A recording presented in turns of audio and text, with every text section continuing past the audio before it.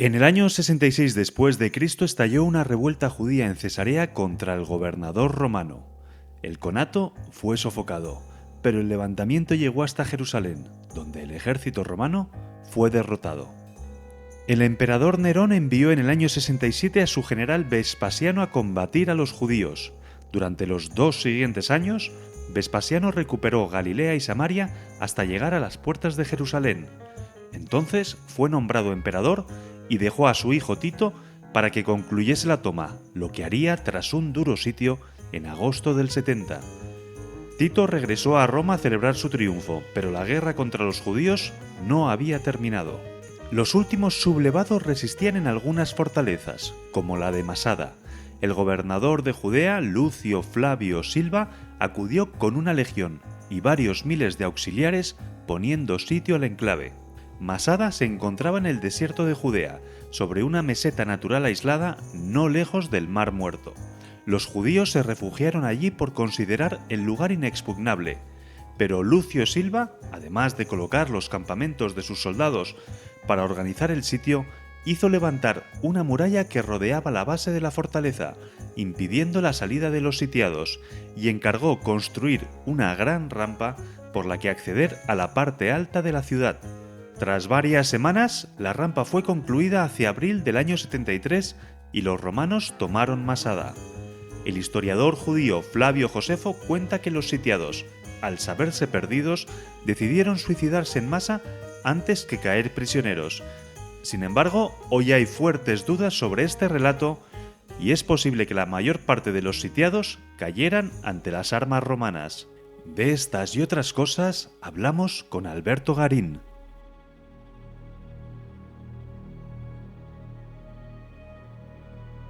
¿Te parece, Alberto, si empezamos haciendo composición del lugar? ¿Dónde está Masada?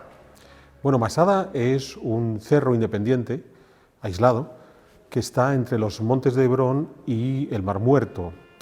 Para que nos centremos en los Montes de Hebrón, si estamos viendo el mapa de las actuales Israel y Palestina, Jerusalén está en esa cordillera que es paralela entre el Mediterráneo y el Valle del Jordán, y al sur de esa cordillera es donde está la ciudad de Hebrón. Pues bueno, si vamos caminando hacia oriente, en sentido hacia el Mar Muerto, nos vamos a encontrar, bajamos los Montes de Hebrón, aparece este monte aislado que es Masada y ya a continuación viene el Mar Muerto. Entonces la virtud de Masada es que servía como punto de cierre de este espacio entre los Montes de Hebrón y el Mar Muerto, por donde las tribus que podían venir desde el Negev o incluso desde el actual sur de Jordania podían avanzar camino hacia Jerusalén. Pero además hay un espacio muy interesante que es el oasis de En-Gedi, que está a 20 kilómetros al norte de Masada, que es un sitio, como su nombre indica, es un oasis de agua dulce, y entonces es una forma de cerrar el camino a estas tribus seminómadas que podían venir del Negev, que quisieran llegar hasta el oasis de En-Gedi. O sea, que tiene o ha tenido un gran valor estratégico. Pues curiosamente, hasta que a finales del siglo I del siglo II antes de Cristo, principios del siglo I antes de Cristo, deciden utilizar esta meseta aislada, nadie se había fijado en ese punto. ¿Por qué razón? Pues porque en realidad para ese control del oasis de En-Gedi puedes utilizar otros espacios, pero en algún momento, desde el punto de vista poliorcético, los reyes del lugar consideraron que sí era valioso, y en efecto era valioso, y empezaron a utilizarlo. Se conoce Masada sobre todo a partir de la guerra judío-romana, pero antes tuvo también un papel importante en la historia. Sí, como te decía, esto tenemos que entender este espacio histórico que es poco conocido en la descomposición del imperio seleucida. Recordemos que Seleuco es uno de los generales de Alejandro, el que hereda la mayor parte del imperio, porque hay ciertos generales de Alejandro, y Ptolomeo es el más famoso porque es el que se convierte en faraón en Egipto y demás, pero Seleuco es el que se quedó, ya digo, con la parte más extensa, la que iba desde la costa del Mediterráneo hasta la India. Y este imperio, en principio, son los que dominan el lugar durante todo el siglo III a.C., pero ahí entramos en esa descomposición en pequeños reinos, en todas partes, no solamente tenemos que hablar de la zona de Israel y Palestina, sino en todo el imperio en general. Y entonces, en esa descomposición, en la zona que nos afecta, hay dos grupos autóctonos que están peleando contra los restos del imperio seleucida. Por un lado los judíos, por un lado los nabateos, los judíos del antiguo reino de Judá, por todos los nabateos, que son conocidos sobre todo por la ciudad de Petra. Pues bueno, es en ese interés tanto del resurgir del reino de los judíos, sobre todo con los asmoneos, enfrentándose al vecino del sur, que son los nabateos, cuando Masada adquiere importancia. Masada se convierte en el punto limítrofe, en torno al año 100 a.C., entre este nuevo reino judío asmoneo que está creciendo hacia el sur, ocupando los territorios que los eleucidas ya no pueden controlar, y este reino nabateo que desde Petra está yendo hacia el norte. Esos pueblos que luchan por los restos del imperio no reivindican solo una identidad propia, sino que también miran hacia Grecia y también hacia Roma, de alguna manera, ¿o no? Esta es una de las grandes contradicciones, porque estamos hablando, tanto con los casos de los judíos como de los nabateos, de pueblos que reniegan del monarca seleucida, que incluso en el caso de los judíos su carácter religioso es uno de los elementos distintivos. No queremos estar bajo el dominio de los seleucidas, porque estos tipos son paganos y siguen unas religiones extrañas. Y sin embargo, a pesar de que una de las marcas distintivas es el judaísmo, sin embargo, están muy helenizados. Y en el caso del rey asmoneo que pone en marcha Masada como punto de control, Alejandro Janeo, que además tiene esa composición en su nombre. Alejandro es un nombre helenístico, Janeo vendría a ser Juan, es un nombre hebreo. Pesa más lo helenístico que lo hebreo, ¿no? Sí, por lo menos en la prelación de nombres, sí. Eso es. Pues él es el que descubre este cerro independiente de Masada, el que decide instalarse aquí, pero incluso llega a utilizarlo como un lugar de refugio. En el 94 a.C., la parte más integrista de los judíos de su reino se sublevan contra él y se refugia en Masada, que además va a ser, como veremos, una tónica. O sea, hay otros personajes históricos, Herodes el Grande es el más famoso, que van a utilizar Masada para defenderse ellos mismos de sus ciudadanos que se pueden sublevar en algún momento dado. Hay un nombre propio que está muy relacionado con Masada, que es el de Herodes, pero que no hay solamente un Herodes. Nos podemos hacer un lío, el que no tenga un conocimiento preciso de historia antigua como tú. ¿Cuántos Herodes hubo y qué relación tuvieron con Masada? Bueno, Herodes hay muchos. El primero es Herodes el Grande, ¿de acuerdo? Herodes el Grande viene precisamente de la región al sur de Masada, de la antigua Idumea, pero que ya había sido judaizada en estos tiempos de los asmoneos. Entonces Herodes ya es judío, aunque siempre recordarán los judíos más integristas de Jerusalén que él no era de la auténtica Judea, que él venía de más al sur. Entonces, a partir de ahí, los sucesores, herederos, descendientes de Herodes, todos se van a llamar Herodes. Y es muy interesante porque, por ejemplo, cuando pensamos en la historia de Jesús, se nos complica porque aparecen y desaparecen los Herodes, porque tenemos a Herodes el Grande, que es quien reina en el territorio de Judea, por tanto, controlando Jerusalén, cuando nace Jesús. Herodes tiene 3 hijos. Herodes Arquelao, que fue quien en principio se quedó con el control de Judea, aunque los romanos por su mal gobierno le quitaron el puesto, y eso hizo que, por eso, cuando Jesús es crucificado, ya en Judea hay un gobernador romano, Poncio Pilatos. Hay otros 2 hijos, Herodes Filipo y Herodes Antipas. Antipas también aparece en la historia bíblica, en la historia de Jesús, porque es quien reina en el norte, en Galilea, cuando Jesús comienza sus prédicas, es quien condena a muerte al Bautista, Juan Bautista, el que le ordena cortar la cabeza. Pero es que incluso hay todavía 2 generaciones más. Hay un Herodes Agripa I, que será el que recupere el trono. Los romanos decidirán volver a darle el trono en tiempos del emperador Claudio de la región de Judea. Y aún su hijo, Herodes Agripa II, también ya no gobernará en Judea, porque cuando llega al poder es un niño, y los romanos consideran que no es bueno tener una región levantisca como esta en manos de un niño, de modo que le marginan, le dan territorios en el norte, aproximadamente los altos del Golán y por ahí, aunque sí le permitirán que siga siendo la persona que elija al sumo sacerdote en Jerusalén. Entonces, claro, con toda esta suma de Herodes nos podemos confundir, pero si nos quedamos con el segundo nombre, ¿no? Si es un Antipas o es una Agripa I o una Agripa II, salimos adelante. Vamos a hablar del episodio por el que Masada es conocido en la historia, sobre todo. Pero antes te quería preguntar, antes hablamos de la influencia helenística. ¿Esta influencia se hace presente en la construcción de Masada? Sí. Y te puedes permitir aquí hacernos una guía turística a tu aire, no según las pautas establecidas. Si estuviésemos ahora en Masada, ¿qué nos enseñarías? Bueno, ¿o por dónde empezarías? De partida, cuando uno llega a Masada, lo que ve es la gran montaña, porque además uno llega por el lado del Mar Muerto, como todos saben, la famosa historia de Masada es que los romanos lo tomaron construyendo una rampa que les permitió acceder al interior de la montaña, una rampa realmente grande, pero esta rampa está, digamos, escondida desde la vista del Mar Muerto, que es la que cualquier viajero podría ver. O sea, la rampa hay que subir a Masada para poder verla, o habría que dar una vuelta a la colina un poco dificultosa, que prácticamente ningún turista lo hace. Prácticamente ninguno, que sí se puede hacer, y hay quien lo hace. Entonces, lo primero que vemos es la montaña, vista desde abajo, desde la orilla del Mar Muerto. Es pequeño, porque claro, hay que subir en el teleférico y es realmente gigantesco, de modo que puede haber ciertos detalles arquitectónicos que en un primer momento no observas. O sea, que hay que afinar la vista para entender cómo funciona. Cuando hemos afinado la vista, podemos empezar a distinguir la muralla, la parte superior, y sobre todo en el extremo norte hay una serie de terrazas, bien, que en el pasado estuvieron columnadas, todo esto se perdió, pero unas terrazas que dan una sensación, cuando existían los tiempos de Alejandro Janeo y sobre todo de Herodes el Grande, de una monumentalidad y una belleza muy curiosa, porque no son torreones propios de muralla, no estamos haciendo un elemento militar, defensivo, porque no es necesario. O sea, está tan alto que me puedo permitir el lujo de, donde en otro castillo colocaría un torreón, aquí coloco esta sucesión de terrazas columnadas, muy elegantes, pero que tienen esa sensación de estoy viendo una fortaleza, pero una fortaleza lujosa. Entonces, la sensación que transmitían Herodes a sus visitantes es, mirad, controlo el territorio y además puedo hacerlo con esta serie de lujos.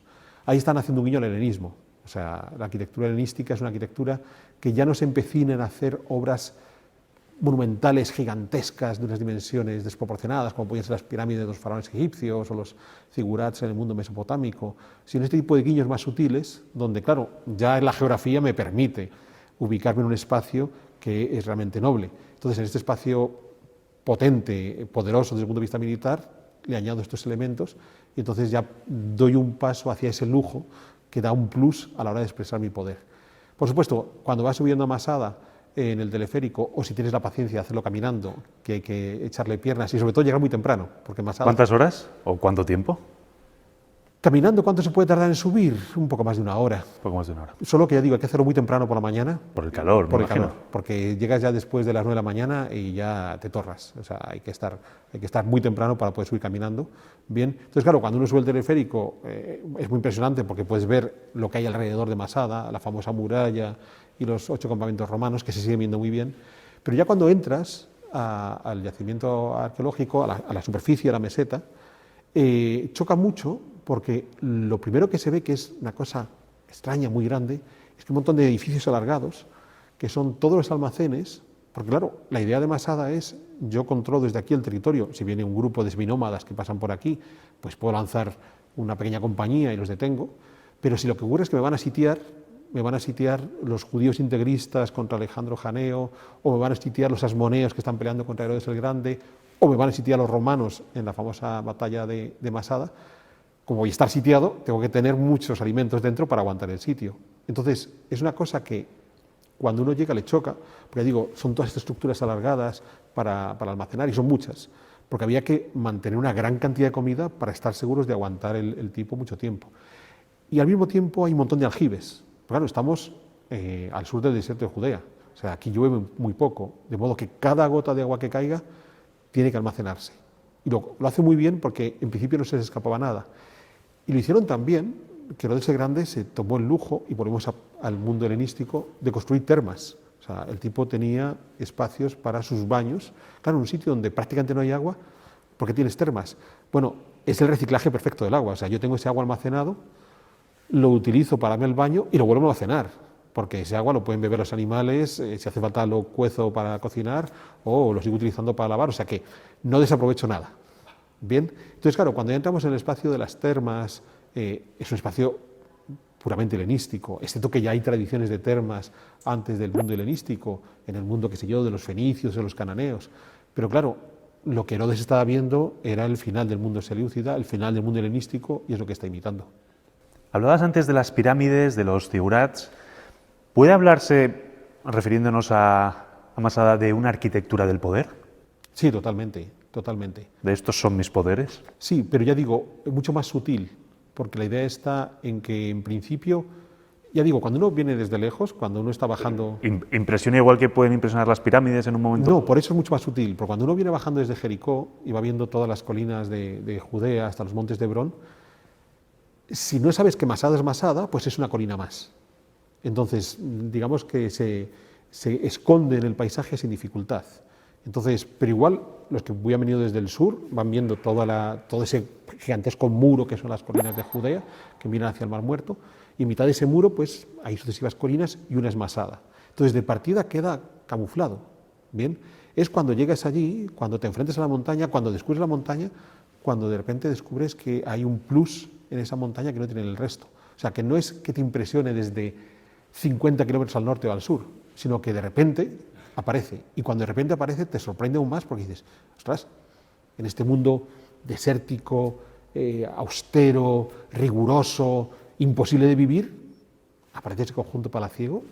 Entonces, claro, creo que tiene mucha más fuerza como arquitectura de poder ese juego de Masada escondido en las colinas que la pirámide, que desde muchísimo más atrás las puedes ver y te impresiona, y aquí está el rey todopoderoso. Este no, este es un rey que en principio está oculto, pero cuando se muestra en todo su poder. Pero eso no es exclusivo de Masada. Si pensamos en otra de las grandes construcciones de Herodes el Grande, el Herodion, cerca de Belén, es muy parecido. De lejos es una colina natural y es artificial, porque la construye él, ¿no? Y cuando te acercas y entiendes que estás en el palacio, dices, ahí va, este tipo parecía que no tenía poder, pero cuando lo ves de cerca descubres que es un tío poderoso. Has hablado de conjunto palaciego. ¿Qué pasa? ¿Que no hay un solo palacio? ¿Son varios palacios? Bueno, en principio hay una parte más notable que es la que está situada al norte. Bien, ahí es donde digamos que se encierra la mayor parte de las estructuras. Después, cuando haces la visita, te hablan de otros palacios. Y utilizamos el término palacio quizás de una manera abusiva, porque sí es cierto que hay otras estructuras donde podemos encontrar de nuevo aljibes, almacenes, patios columnados. Claro, hay que pensar que cuando Herodes el Grande acudía con su corte, él estaría situado en una parte, probablemente el Palacio Norte, que sin duda es la parte más hermosa, incluyendo las vistas que él mismo tenía desde Masada hacia En-Gedi y el Mar Muerto.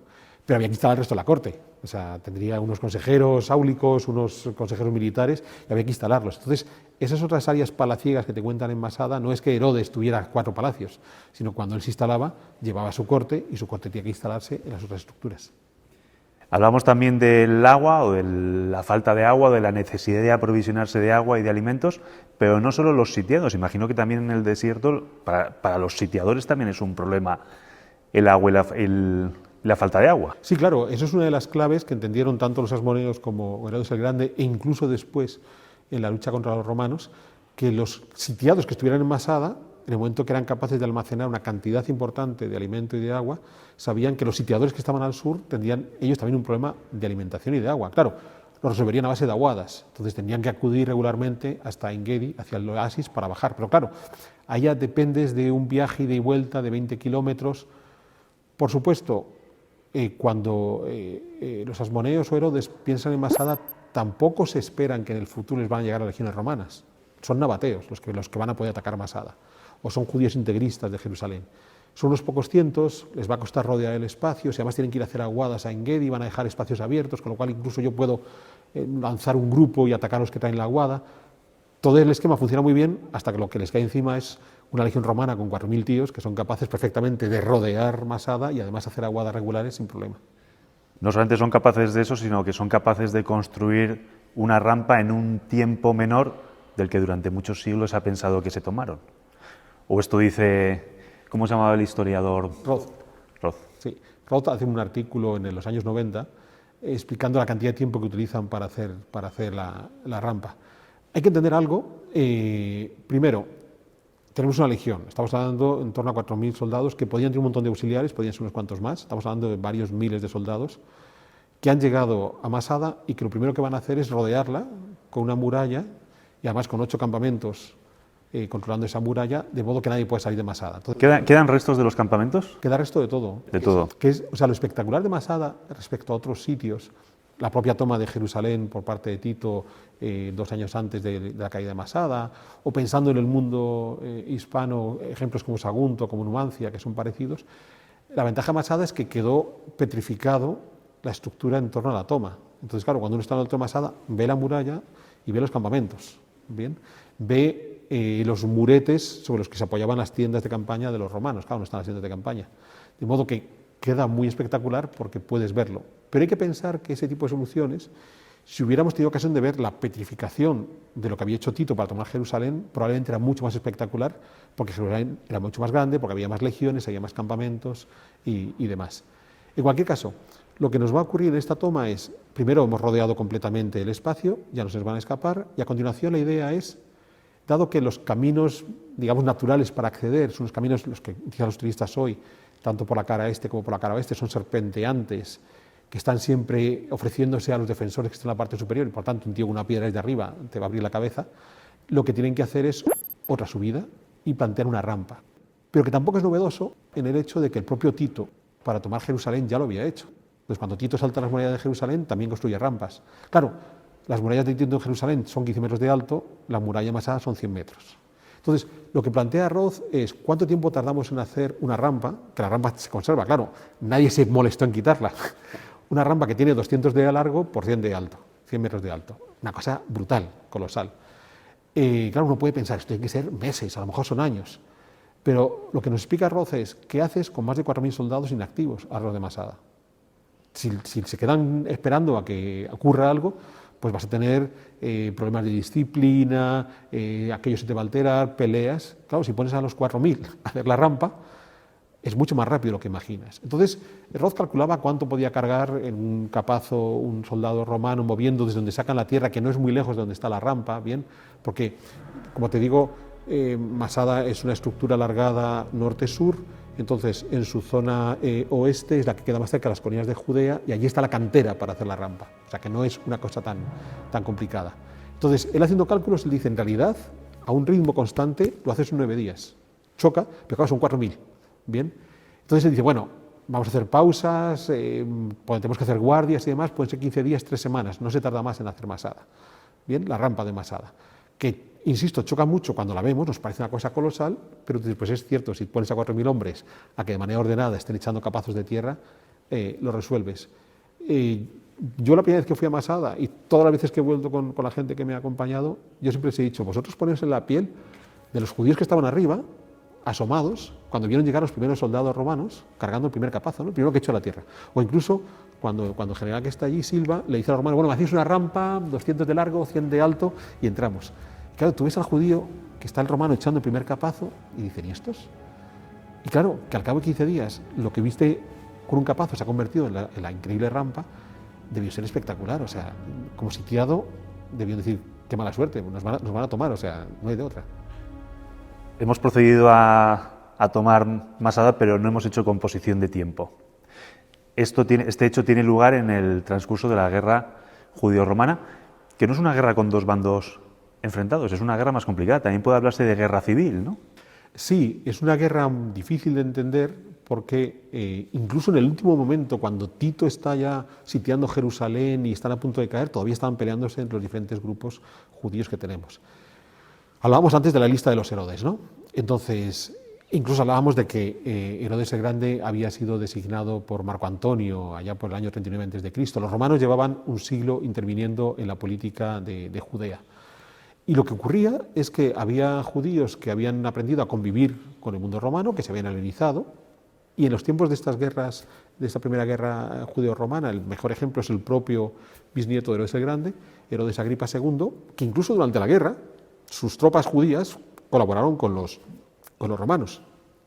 Pero frente al mundo romano, que tiene muy claro que se le han sublevado, porque todo comienza, hay un problema en Cesarea, este puerto de la costa del Mediterráneo, donde el gobernador hace algo que a los judíos les parece inapropiado, bien, entonces se sublevan, la sublevación se extiende primero a la zona de Galilea y luego ya baja a la zona de Judea. Galilea es donde tenemos Nazaret, para tener una referencia, bien, y Judea sería la zona de Jerusalén.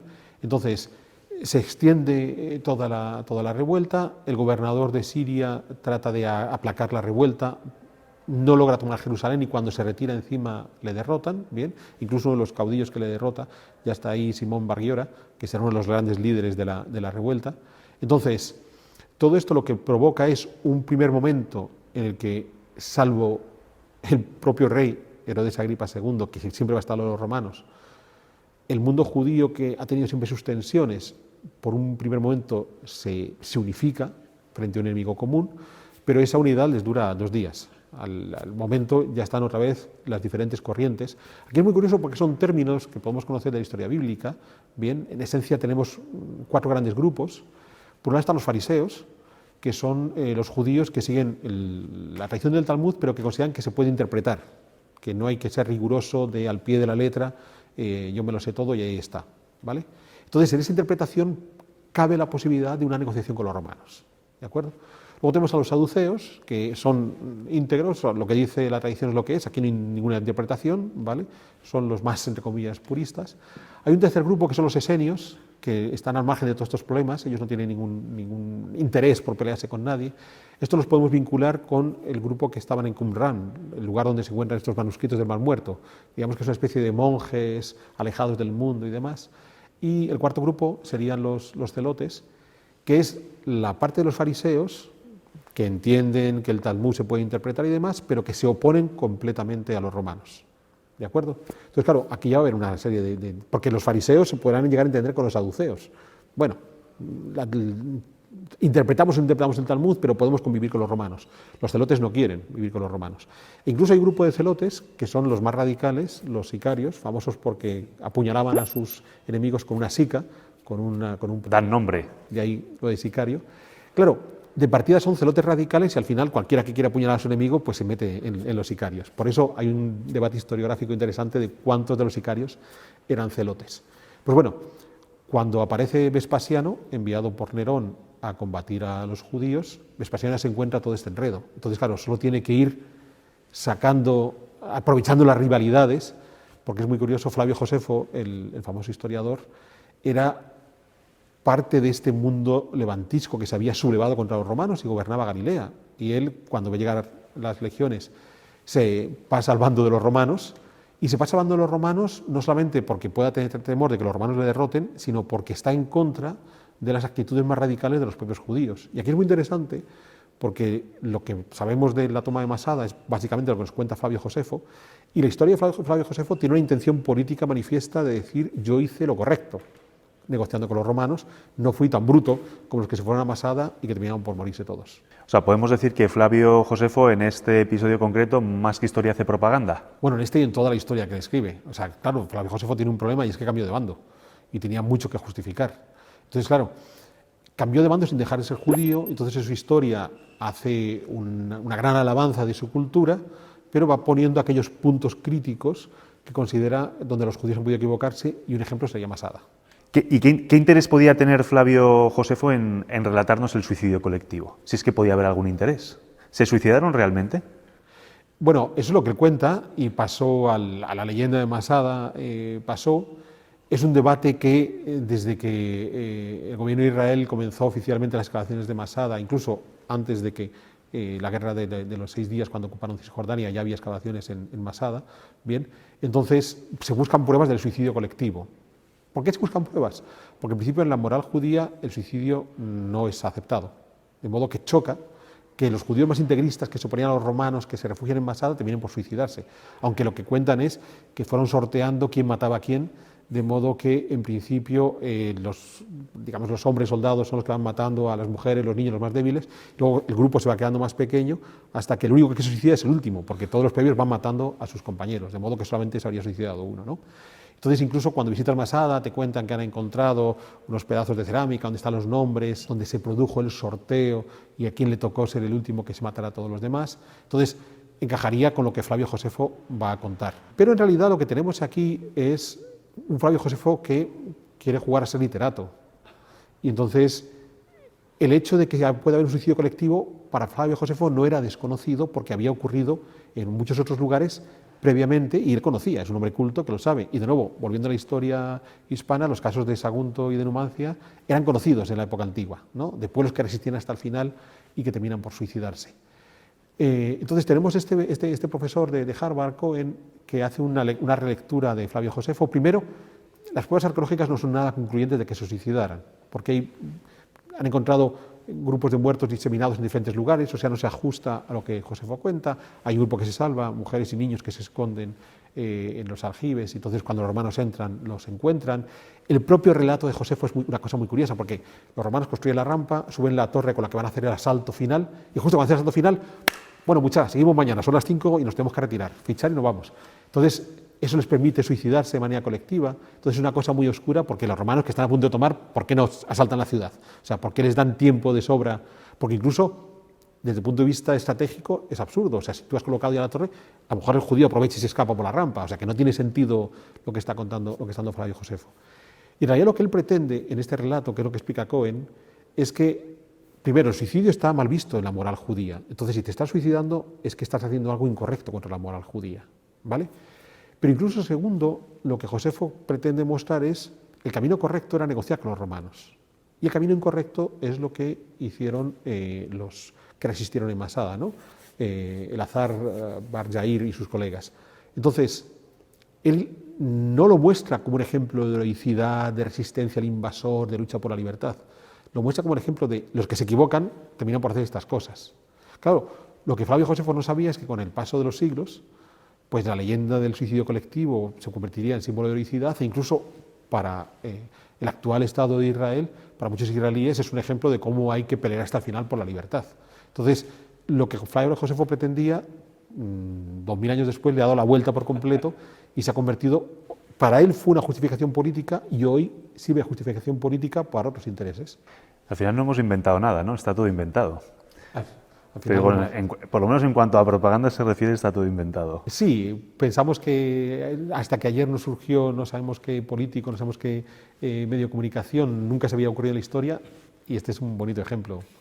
¿Qué fue después de la toma? ¿Qué fue de Masada? Bueno, es muy curioso porque hay una segunda guerra romano-judía en los tiempos de Adriano, ¿no? Los de Bar Kokhba, y podríamos pensar, ¿volvieron a Masada? No volvieron a Masada por una razón militar lógica, la rampa estaba hecha.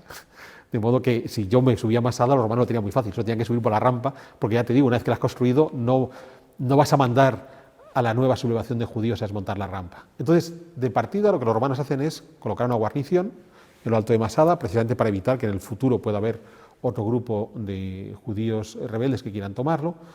Probablemente la guarnición debía ser muy pequeña porque la mayor parte está abajo, en uno de esos 8 campamentos que se han construido alrededor de la ciudad y donde es mucho más fácil abastecerles de agua, de alimentación y demás, hasta el punto de que progresivamente aquello se va abandonando a medida que el mundo judío, sobre todo tras la guerra en los tiempos de Adriano, ya parece que logran pacificar completamente el territorio, ya no hay un interés militar por controlar ese espacio, ya no es frontera.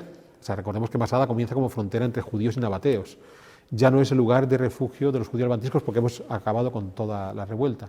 Se abandona, bien, hasta que con la llegada del cristianismo, la difusión del cristianismo en el mundo oriental, lo que llamamos las iglesias bizantinas, con todas las precisiones que ahora que hace el término bizantino, se construye un pequeño conventito, un pequeño monasterio bizantino en la parte superior, hacia el siglo V, que es lo que se ve en el centro de Masada. Cuando uno acude a visitar Masada, es justo en medio de la plataforma lo que es la iglesita bizantina con la estructura monástica alrededor, y van a estar aquí hasta la llegada de los árabes.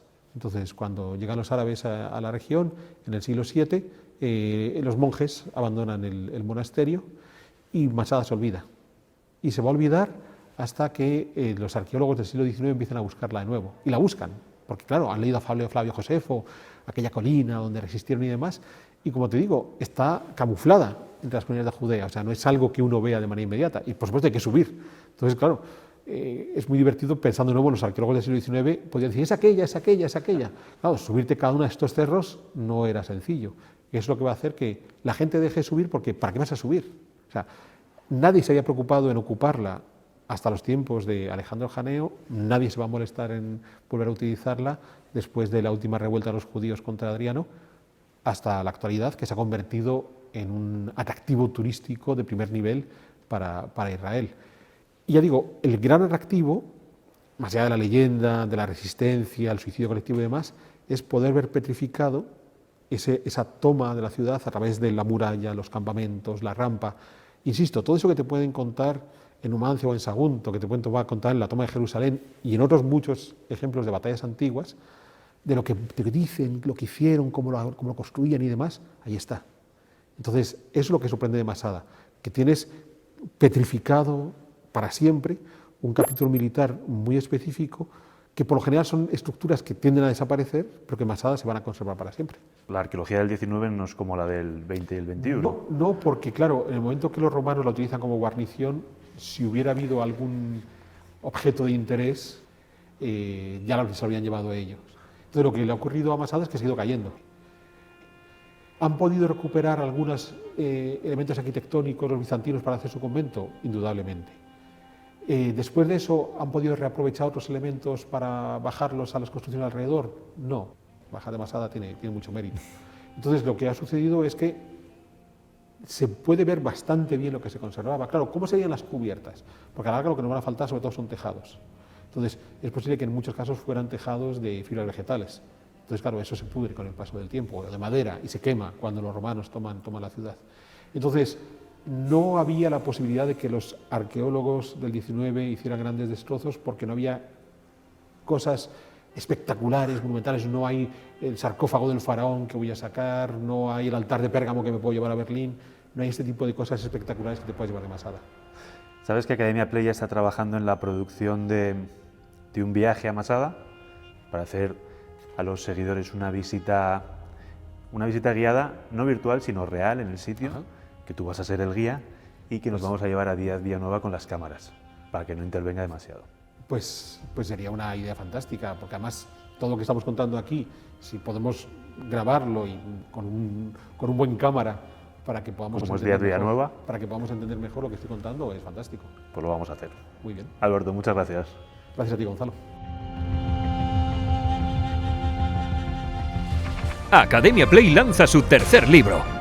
En una obra bellamente ilustrada, nos traen un apasionante recorrido por 25 de las más famosas batallas de la historia de la humanidad. Desde la batalla de Kadesh, librada hace más de 3000 años entre los hititas y el Egipto de los faraones, hasta la batalla de Stalingrado, luchada por soviéticos y alemanes hasta la última bala en una ciudad a orillas del Volga en plena Segunda Guerra Mundial. Si algo los seres humanos hemos hecho con absoluta delectación a lo largo de la historia, es pelearnos entre nosotros. La guerra es el último y definitivo acto de la tragedia humana. En un formato característico y sencillo, con mapas y simpáticos dibujos, mayores y pequeños podrán descifrar la guerra de un modo diferente y altamente entretenido.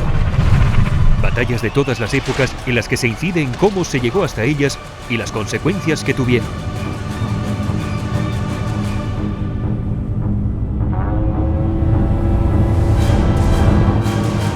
Academia Play es uno de los canales didácticos de YouTube más exitosos y con más seguidores.